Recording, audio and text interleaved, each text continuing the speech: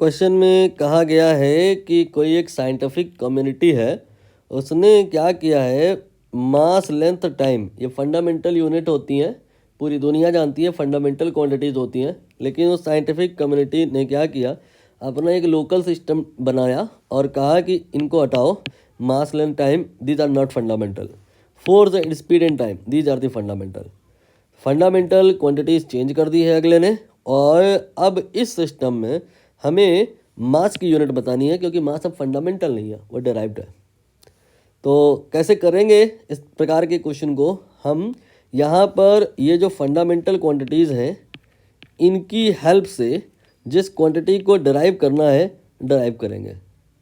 M, F, we और T, these three quantities here fundamental, and with the help of these three we will try to derive m।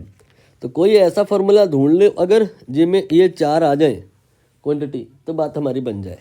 Newton second law को याद कीजिए, F equal to delta P upon T होता है।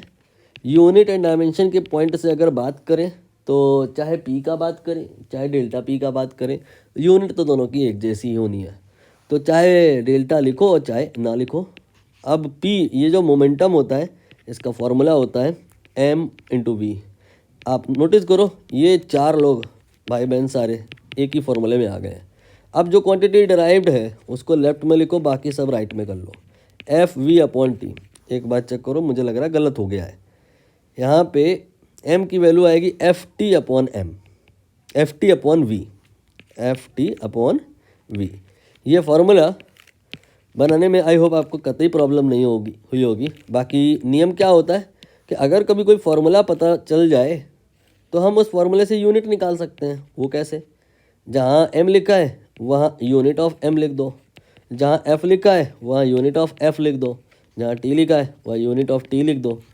मतलब जो भी quantities हैं फार्मूले में उनकी वैल्यू, कोई भी वैल्यू ले सकते हो, तो आप यूनिट वैल्यू ले लो, वहाँ पे यूनिट ले सकते हो आप, unit of we.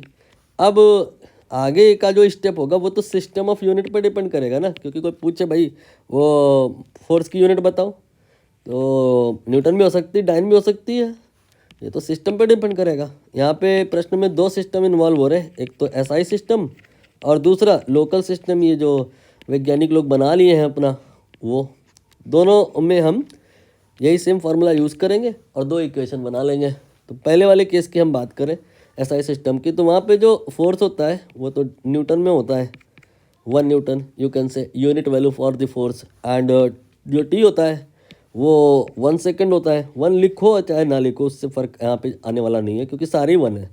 Unit of speed ये जो होता है वो होता है 1 मीटर पर सेकेंड, है ना। यहाँ पर मास ये जो यूनिट वैल्यू होती है 1 kg होता है। तो आप ऐसा कह सकते हो कि सर जी kg जो है ना वो newton second divided by metre पर सेकंड के बराबर होगा। ये आपका इक्वेशन नंबर 1 हो गया। अब ये लोकल सिस्टम के हिसाब से हम चलेंगे। एक बार रिकॉल करो, लोकल सिस्टम में फोर्स जो महाराज ये हैं यहाँ पे 10 न्यूटन लिए जाएंगे, और जो v है ये 100 लिया जाएगा। टाइम एक बार और देख लो, ये 1/100 लिया जाएगा, ये 1/100 हो गया। तो यूनिट मास की कितनी आ जाएगी, चेकआउट करिए।